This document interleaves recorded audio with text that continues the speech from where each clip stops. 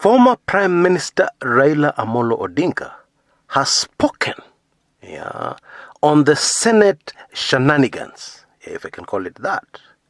And so has Deputy President William Samoei Ruto. Now, to all of us, that may not be abnormal. That's normal. But let's bring it to proper perspective. Let's do that. By having a conversation with somebody who knows nothing about Kenyan politics. And the conversation goes something like this. The person says, "Oh, I'm very impressed. Your opposition politics in Kenya is very vibrant. I can see a chap called Raila and another person called Ruto have castigated the government. This Ruto and Raila are a very strong opposition." Well, this is my response. No, those are not opposition leaders. Ruto is in fact the deputy president. What? The deputy president? Now you have me confused.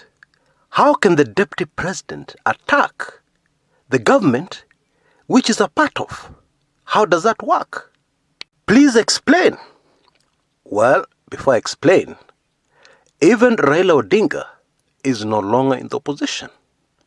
He is in fact a member of the handshake government, a principal, if you like, of the handshake government, that is supposed to be in charge of Kenya, controlling things as we speak. And then this visitor to Kenya asks, so there's no opposition in Kenya? The opposition is within the government of the day? My response, it is complicated. Just think about it for a minute. The government does something draconian. The principal in that handshake government is the first to come out with a hard-hitting statement. And then they're quickly followed, a few minutes later, by the deputy president of the Republic of Kenya. A person bang in the middle of that government. In fact, part of the executive. Folks, that is how confusing things in Kenya have become. So let's get this very clear right from the onset. What happened yesterday with Ruto and Raila's statement is not normal. Indeed, it is extremely abnormal. As a handshake principle, what should have happened is that Raila should have picked up his phone and called Uhuru. Good morning, Mr. President.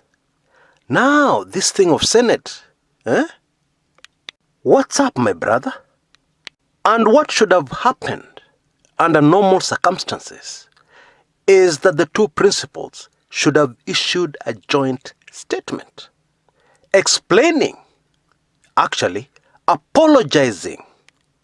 The Deputy President of the Republic of Kenya, according to our 2010 Constitution, is part and parcel of the executive.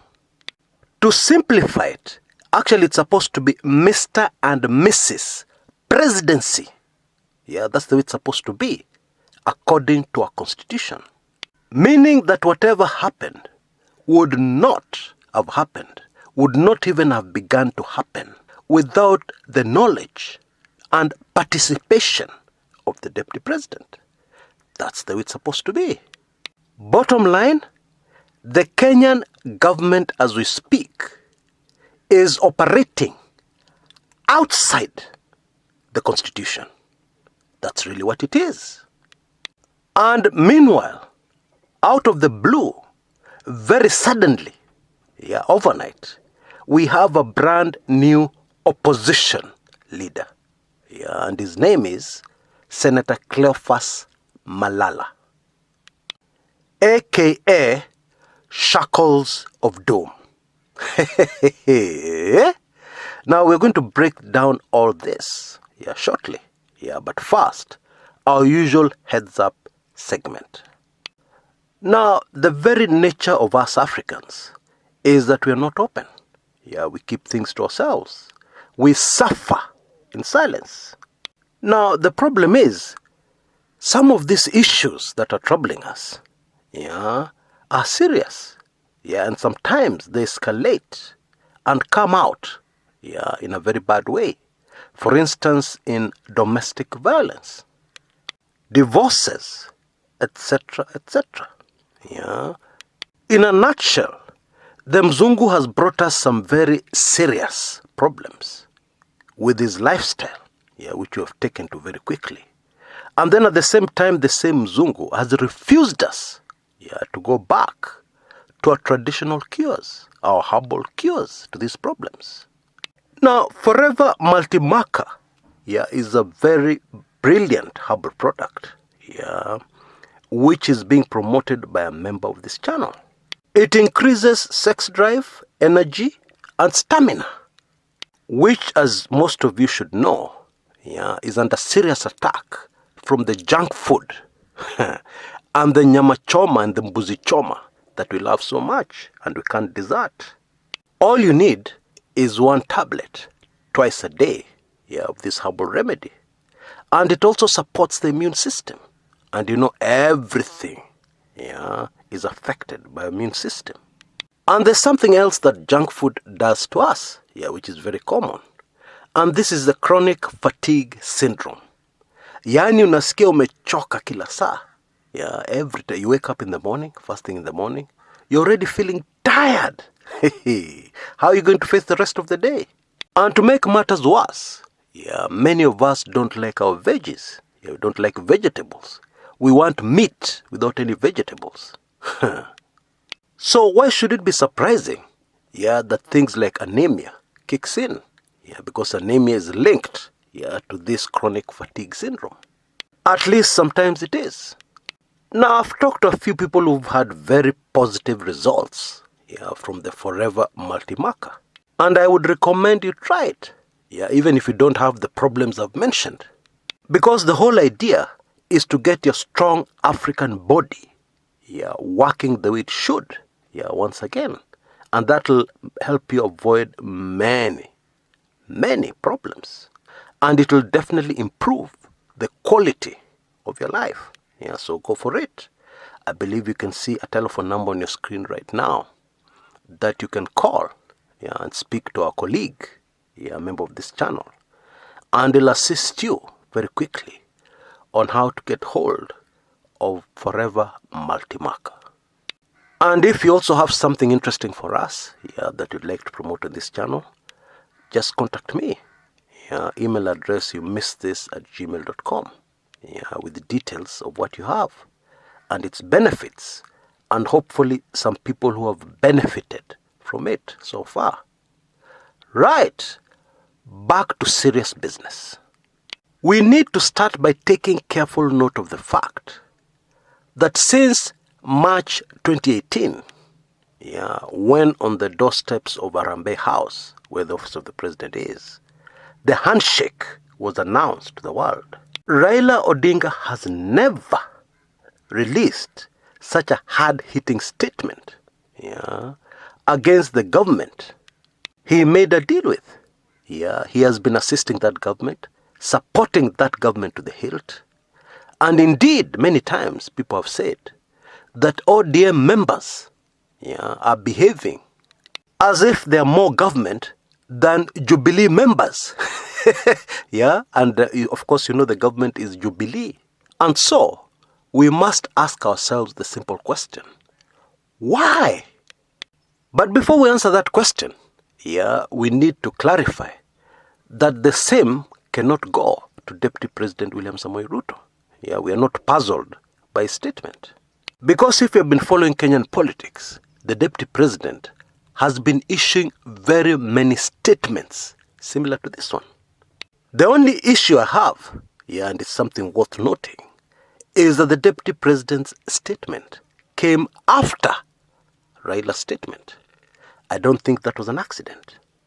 I believe handlers of the Deputy President usually keep a very close eye, on what Raila is doing, which should not be surprising, because we are talking about the two major presidential candidates in 2022.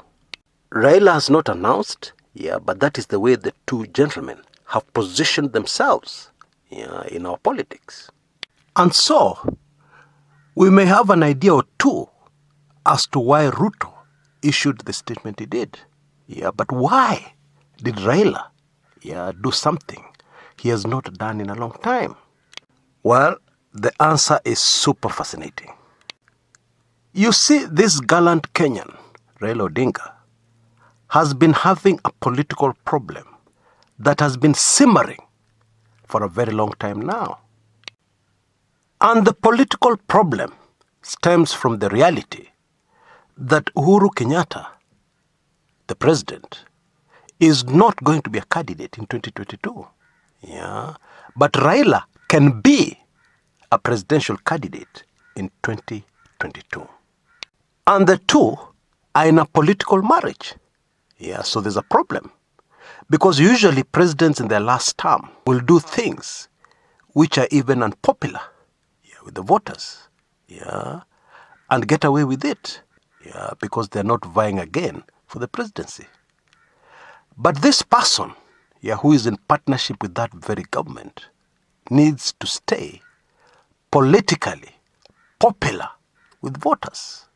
So, how is it possible for Raila Odinga to distance himself from unpopular decisions by the very government he's in partnership with? Actually, it is impossible for him to do this and at the same time remain in that political marriage. Keep the relationship in that political marriage sound. It is impossible. So far, Raila Odinga handlers have been selling us the story that Raila is not in government. When the government does something unpopular, they say, why are you blaming Raila? Raila is not in government. But when that government does something that the voters like, Raila Odinga handlers would always like that particular thing to be associated to the fact that Raila has influence in government by virtue of the fact that he's a partner in that government. And so far, it seems to have worked. Until a man called Senator Malala and Team Kenya came along. And it is getting messy for the Raila Odinga camp. Because initially, it was very clear that Raila Odinga supported the president in getting this new revenue allocation formula through the Senate. And had everything worked according to plan, there'd have been no problem. But then the problem is, it didn't. Something went wrong. And that thing which went wrong was something called Team Kenya. This push and pull in the Senate has attracted the attention of the entire nation. And even worse, it has attracted the attention of the entire nation to the details of this new revenue allocation formula. Now, most voters are simple people. Not only in Kenya, all over the world, anywhere in the world, your typical voter is a simple person. They cannot understand complicated mathematical formulas. So you have to simplify things for them. And the way the voter in Kenya sees it is that this new formula is designed to take away money from marginalized counties and give it to counties which have already been enjoying massive resources from government since independence. That is the way the simple voter, simple typical Kenyan voter, looks at it. And that becomes a huge problem to the Raila Odinga bid for the presidency in 2022, in case he vies. Indeed, it becomes a threat to the power and the popularity the ODM party enjoys currently. And we already have solid evidence of this. Members of parliament and politicians at the coast have already told us that they're going to walk out en masse from ODM. Why? Because of this revenue allocation formula, the new revenue allocation formula, Manenos. And so the latest statement by Raila Odinga is an attempt to reposition Raila in Kenyan politics.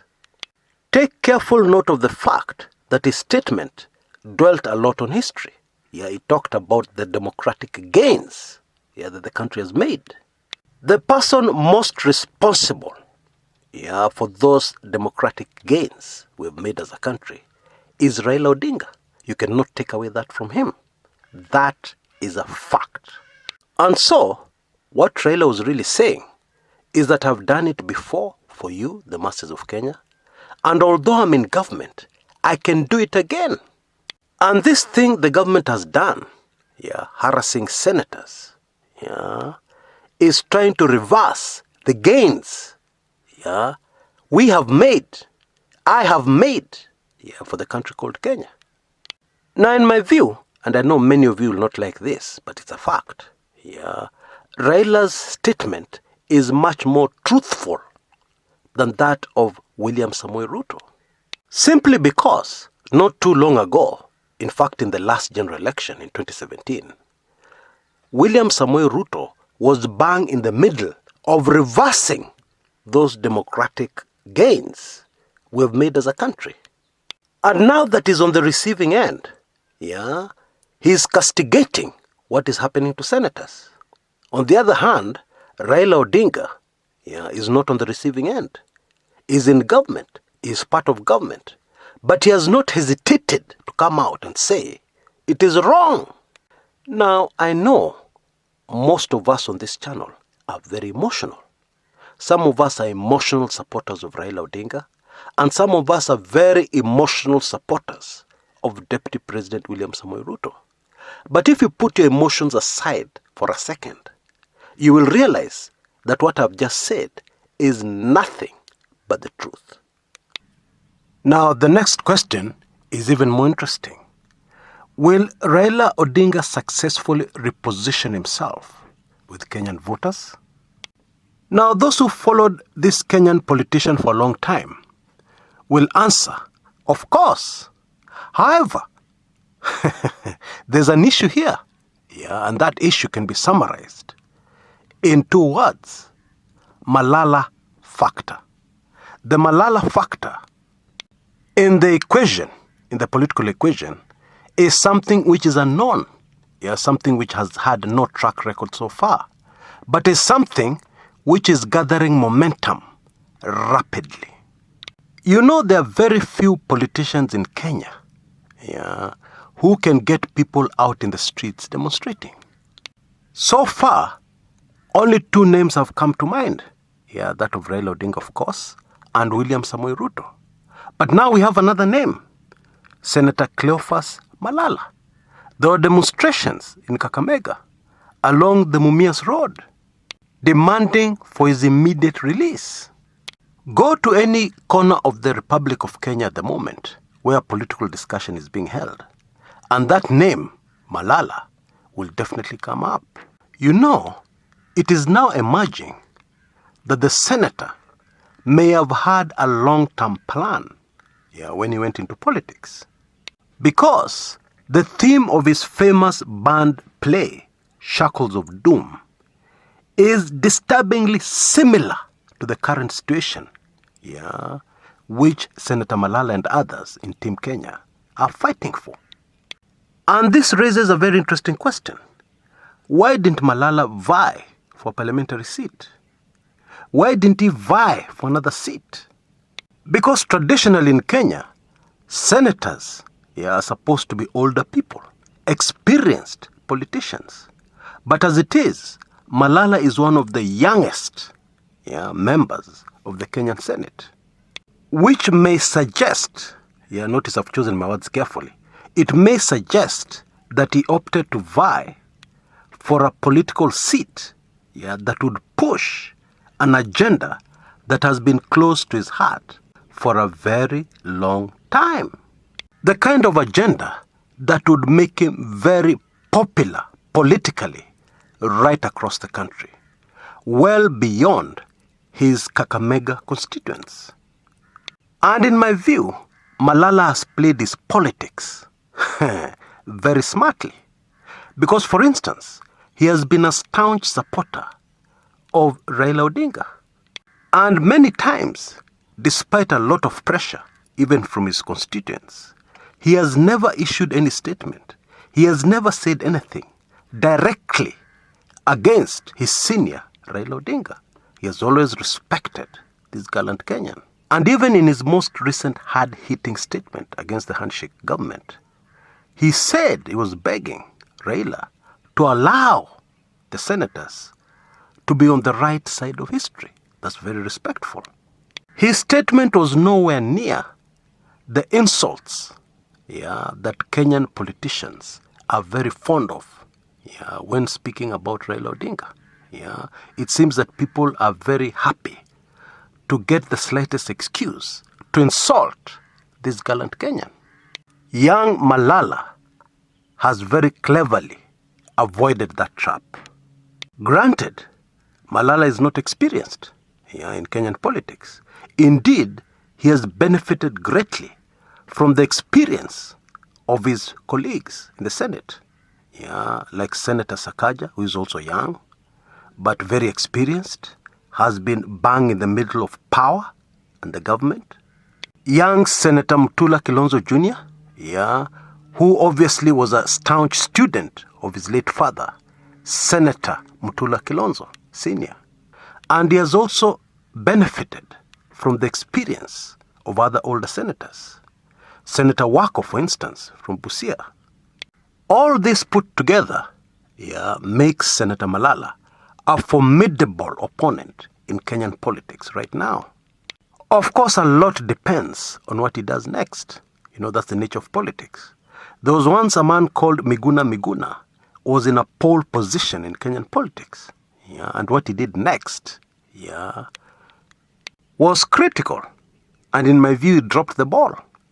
So it is possible that Senator Malala could drop the ball. It is possible, but unlikely. If you judge his past moves until now, it's very unlikely that he'll drop the ball. And therefore, the Malala factor in Kenyan politics is something we have to keep a very close eye on going forward. Until next time, this is Chris Kumekucha.